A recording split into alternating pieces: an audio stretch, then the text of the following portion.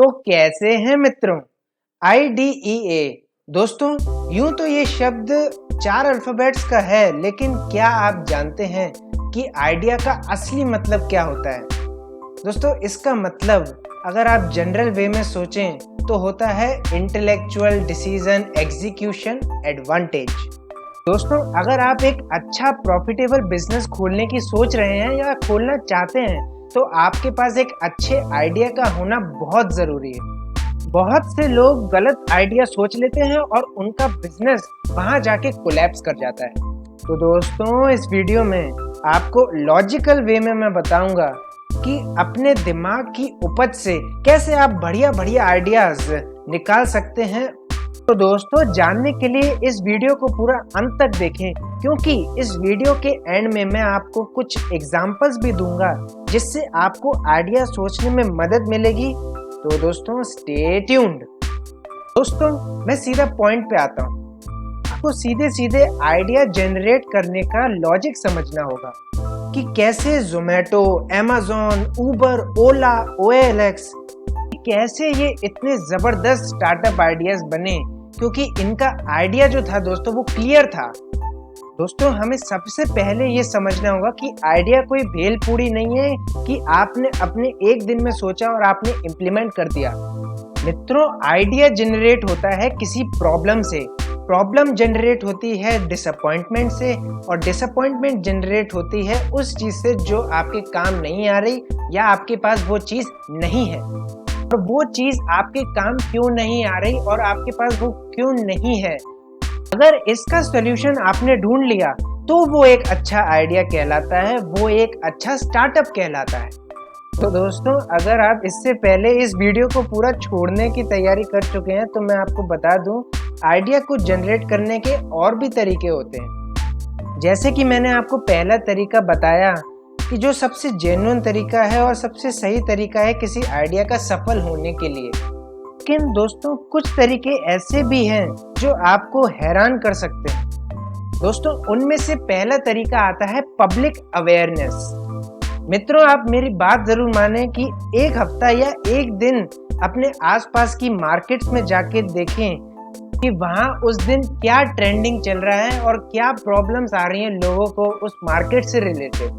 और I am sure दोस्तों कि आपको ये ज़रूर पता चल जाएगा कि क्या प्रॉब्लम चल रही है मार्केट में और किस प्रॉब्लम पे आपको काम करना चाहिए भी कि नहीं। क्योंकि दोस्तों, मार्केट ही एकमात्र तरीका होता है जिससे आप ये जान सकें कि क्या ट्रेंडिंग चल रहा है, क्या नहीं चल रहा है, क्या प्रॉब्लम आ रही है मार्केट में, कस्टमर किससे सेटिस्फाइड है, कस्टमर किससे सेटिस्फाइड नहीं है, कस्टमर क्या चाहता है, कस्टमर क्या नहीं चाहता है।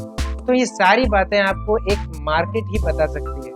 तो अगर आप डिजिटलाइज वे में ये करना चाहते हैं तो अब डेमोग्राफिक्स एक ऐसा फीचर आ चुका है इंडस्ट्री में कि जहां आप ये पता लगा सकते हैं कि कितने लोग कितना ये सामान खरीद रहे हैं और कितनी एज के लोग ये सामान को नहीं खरीद रहे हैं या खरीद रहे हैं। दोस्तों, आइडिया एक अच्छा होने के लिए आपको मार्केट का इवैल्यूएशन बहुत अच्छा होना चाहिए आपको।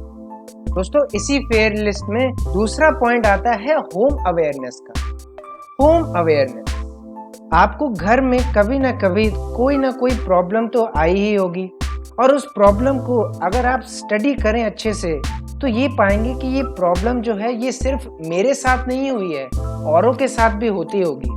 दोस्तों, अगर ये प्रॉब्लम औरों के साथ भी होती है तो ये आपके लिए एक बहुत अच्छा बिजनेस भी हो सकता है। दोस्तों, अगर एग्जाम्पल के तौर पे देखें, अगर आपके घर में एक सोफा है और उसकी स्टिचेस टूटने लगती हैं, ये प्रॉब्लम जरूरी नहीं है कि सिर्फ आप ही के घर में हो रही हो, औरों के घर में भी होती हैं। दोस्तों, आपको जान के हैरानी जरूर होगी कि ये बिजनेस जो है अब लाखों का बिजनेस बन चुका है। खुद ही सोच के देखिए कि अगर कोई आपके घर में सोफा ठीक करने के 5,000 रुपए लेता है और उसको दिन के 3 या 5 ऑर्डर आ जाते हैं, और अगर उसने अपने ऑनलाइन स्टार्टअप भी खोल चुका है, तो दोस्तों, इस बिजनेस में आपको कम से कम पर मंथ वैल्यू हो जाती है 60,000 प्लस पर मंथ की फीस आपको मिलती है। दोस्तों, इस आइडियाज में सबसे बड़े आइडियाज जो हमारी आंखों के सामने ही रहते हैं दिन भर, उन्हें हम एज अ एग्जाम्पल के तौर पे ले सकते हैं। जैसे अगर किसी को स्टोर नहीं जाना तो अमेज़न है, अगर किसी को इन्फॉर्मेशन चाहिए तो गूगल है, अगर किसी को पब्लिक ट्रांसपोर्ट पे नहीं जाना तो ऊबर है, और अगर किसी को मूवीज नहीं जाना देखने तो नेटफ्लिक्स है।